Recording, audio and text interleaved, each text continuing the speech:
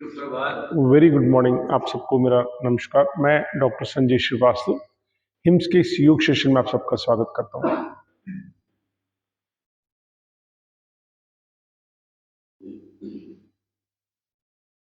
आइए योग को और नजदीक से समझें और उसकी बारीकियों को जानें। जिस भी स्थिति में आप बैठे हैं, सुखासन, पद्मासन या वज्रासन, शरीर को एकदम ढीला छोड़िए। Lose your body. कोशिश करिए स्पाइन आपकी स्ट्रेट रहे, कंधा सीधा, गर्दन स्ट्रेट। आपका ध्यान आपके दोनों भौं के बीच में, जहां तिलक या बिंदी लगाते हैं, आगे चक्र की तरफ। और आइए इस शरीर को और अच्छी तरह से समझने की कोशिश करें और योग किस तरह आपके शरीर को और व्यवस्थित करता है, इसे समझने की कोशिश करें। हम सब जिस शरीर को देखते हैं, इसके अलावा भी 4 और शरीर हमारे अंदर होता है, जिसे हम पंचकोश कहते हैं। जो शरीर हम एक दूसरे को देख रहे हैं, वो शरीर उस अन्न से बना है जिसे हम भोजन के रूप में लेते हैं। अतः इसे अन्नमय कोश कहा गया है। वो कोश, वो शरीर जो अन्न से बना है, उसे अन्नमय कोश कहते हैं। इस शरीर के अंदर प्राणमय कोश है। वह कोश जो हमारे शरीर के आसपास आभा के रूप में रहती है, एक वाइब्रेशन के रूप में रहती है। इस शरीर के अंदर मनमय कोश होता है। इस शरीर के अंदर विज्ञानमय कोश होता है और इस शरीर के अंदर आनंदमय कोश होता है।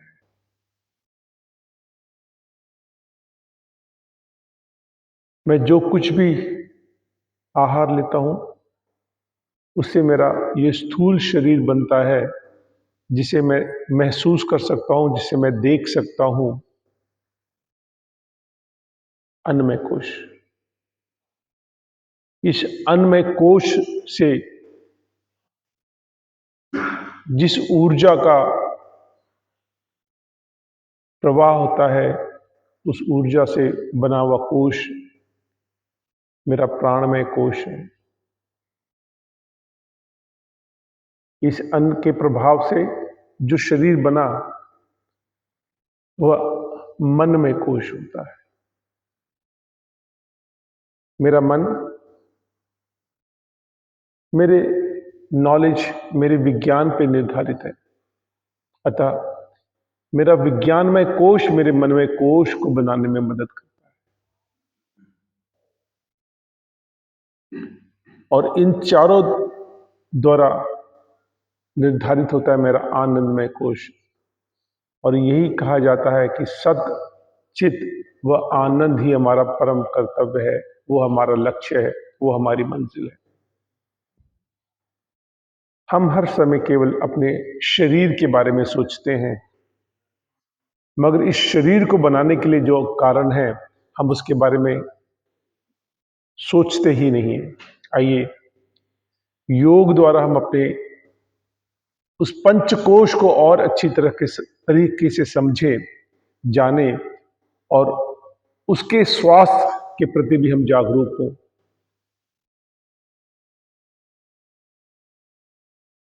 आपका ध्यान आपके दोनों भौहों के बीच में, जहां पर तिलक या बिंदी लगाते हैं, और जो भी थॉट्स, जो भी ख्याल, जो भी भाव आपके मन में आ रहे हैं, उसे एक्सेप्ट करते चले जाइए, उसे धारण करते चले जाइए। इस पूरी सृष्टि में, इस पूरी कायनात में, इस पूरे कॉस्मोस में जो कुछ भी है, सब कुछ मेरे भीतर है, सब कुछ मेरे अंदर है। अहम ब्रह्मास्मि, मैं ही ब्रह्म हूं। असंख्य सूर्य, असंख्य तारे, असंख्य तारामंडल, सब कुछ मेरे भीतर है। वो परमपिता परमेश्वर जिसकी खोज में मैं हमेशा रहता हूं, वो मेरे भीतर है। अपने शरीर के अंदर झांकने का अभ्यास करिए।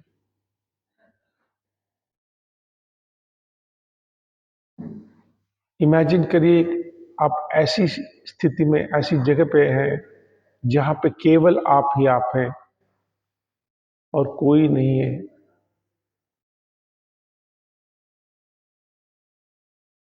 और आपके सामने आपके परमपिता परमेश्वर हैं।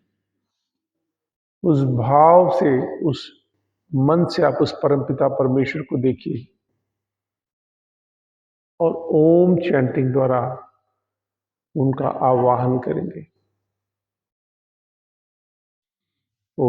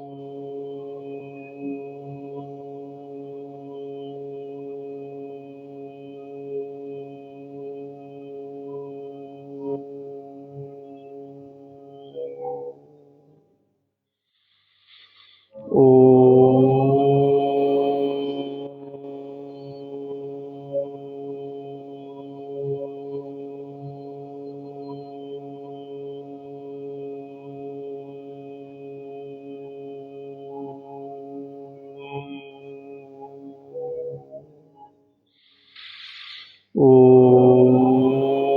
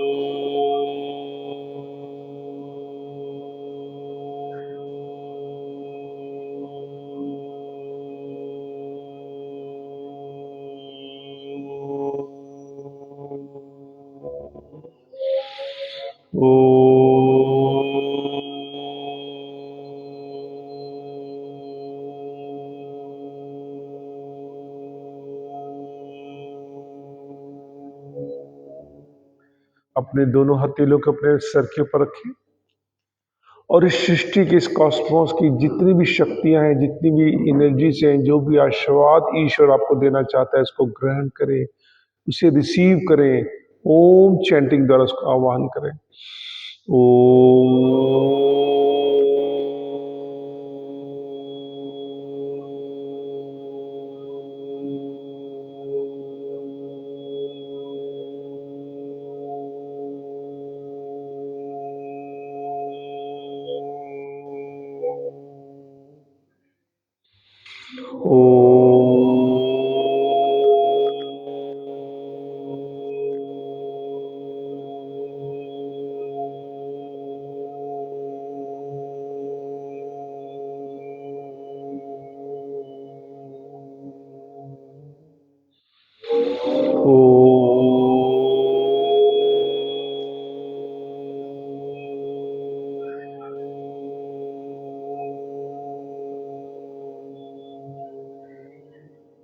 अपने दोनों हथेलियों का घर्षण करें।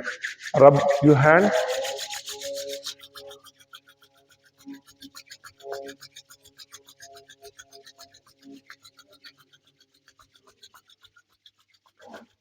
और जो कुछ भी आपने अभी अभी महसूस किया, जो भी शक्ति, ईश्वरीय शक्ति को, परमपिता परमेश्वर का आशीर्वाद आपने अभी भी महसूस किया, उसे अपने हथेली में अनुभव करें।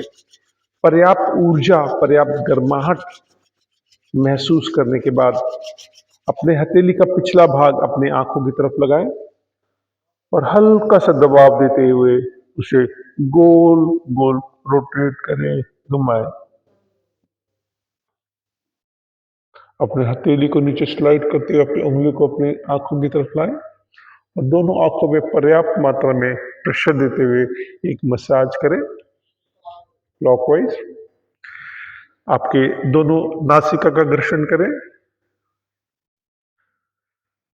आपके फिंगर से अपने चीक्स का मरम करें, मसाज करें, घर्षण करें और पूरे हथेली से अपने चेहरे का मसाज करें। अपने दोनों हथेली को गर्दन के पीछे लेके जाएं और पर्याप्त मात्रा में प्रेशर देते हुए उसका एक मसाज करें। अपने फिंगर से अपने कान के पीछे और आगे एक मसाज करें, घर्षण करें। हमारे कान के पीछे इंगला और पिंगला नाड़ीज जो हमारे ब्रेन और हमारे हार्ट की तरफ इलेक्ट्रिकल इंपल्सेस ले जाने के लिए रिस्पॉन्सिबल है, वह रिएक्टिवेट होते हैं। अपने कान को मरोड़िए, मसाज करिए और खींचिए।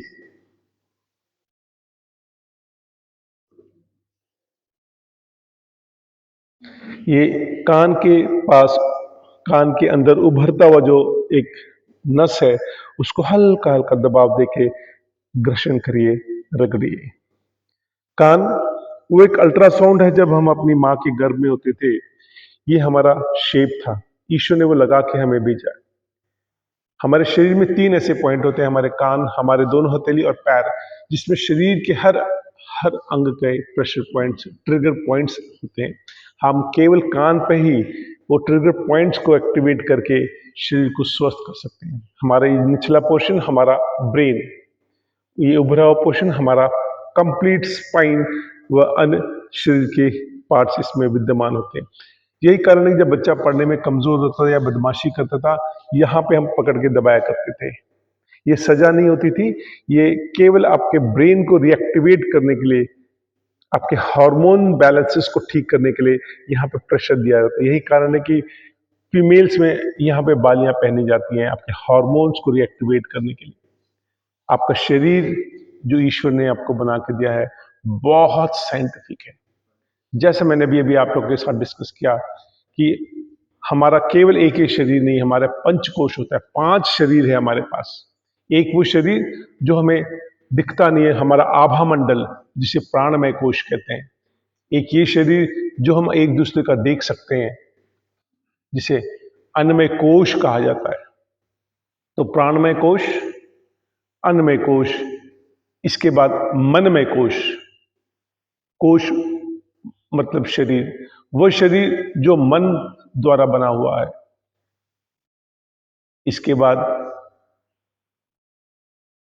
विज्ञानमय कोश, वो कोश, वो शरीर जो मेरे नॉलेज, मेरे अनुभव, मेरे ज्ञान से बना है। और अंत में आनंदमय कोश। मेरे शरीर के ना रहने के बाद केवल और केवल आनंदमय कोश रहता है। वो आनंदमय कोश जो मैंने अपने पूरे जीवन में जो कुछ भी सीखा, अर्जित किया, वो मुझे अगले जन्म तक ले जाने के लिए रिस्पॉन्सिबल होता है। यही कारण है कि कहा जाता है कि नॉलेज कभी भी व्यर्थ नहीं जाता। जो कुछ भी आप सीखते हैं, जो कुछ भी आप अनुभव करते हैं, वो आपके आनंदमय कोश में रजिस्टर होता है और वही आनंदमय कोश रिस्पॉन्सिबल होता है अगला जन्म या हमारा शरीर कैसा मिलेगा, वो मनुष्य का मिलेगा, देवता का मिलेगा या किसी जानवर का मिलेगा। ये डिपेंड करता है आपके आनंदमय कोश में क्या रजिस्टर आपने किया पूरे जीवन में। आप सबको अगर समय मिले, आप अपने यूट्यूब्स में इसके बारे में और अधिक जानकारी ले सकते हैं, आनंदमय कोश के बारे में। सुप्रभात। आइए योग के अन्य बारीकियों को समझें, अपने शरीर को जानें और इसको जीवन में उतारें और स्वास्थ्य लाभ की तरफ प्रशस्त हो। योग जो शब्द युज शब्द से निकला है, संस्कृत के। युज मतलब जोड़ना। योग किन्हीं दो चीजों को जोड़ता है। योग हमें अपने आप से जोड़ना सिखाता है, योग हमें प्रकृति से जोड़ना सिखाता है, योग हमें ईश्वर से जोड़ना सिखाता है। योग की परिभाषा हमारे ग्रंथों में योगस्य चित्त वृत्ति निरोधा के रूप में की गई है। दैट मीन्स योग हमारे चित्त और वृत्त के बीच में जो अवरोध है उसे श्वासों द्वारा एक रूप एक तार करता है। हम अक्सर करके मेंटली कहीं और होते हैं, फिजिकली कहीं और होते हैं। जिस पल आपका ध्यान, आपकी आत्मा, आपका मन और शरीर एक हो, आप जो भी कार्य करेंगे आपको सफल होने से कोई नहीं रोक सकता। मगर वो पल बहुत कम हमारे जीवन में आता है जब हमारा ध्यान, हमारा मन और हमारा शरीर एक हो। योग आपको एक होना सिखाता है। आइए योग को अपने जीवन में और सहज और सार्थक रूप से उतारें और अपने जीवन को और स्वस्थ बनाएं। सर्वप्रथम हम प्राणायाम से शुरुआत करेंगे। जो प्राणायाम शब्द है, प्राण व आयाम दो शब्द से बना है। प्राण वो ऊर्जा, वो शक्ति, वो एनर्जी जो हमारे शरीर के अंदर है तो हम जीवित कहलाते हैं। जो शरीर के अंदर नहीं होती है तो हम निर्जीव, मृत कहलाते हैं। उस प्राण के आयाम को, उस प्राण के एक्सरसाइज को ही प्राणायाम कहा जाता है। और योग में श्वासों द्वारा ही हम इस प्राण के को इनर्जाइज करते हैं। तो प्राणायाम का प्रथम चरण अनुलोम विलोम। अनुलोम विलोम वो अभ्यास है जिससे आप अपने श्वासों को निर्धारित करते हैं। हम सब लोग श्वास लेते हैं, बट 99% केसेस में हम गलत तरीके से और गलत वजह से सांस लेते हैं। हम शॉर्ट ब्रीथ लेते हैं। लगभग लगभग हम केवल 20 से 25% अपने श्वासों का इस्तेमाल करते हैं। 70% हमारा श्वास व्यर्थ जाता है।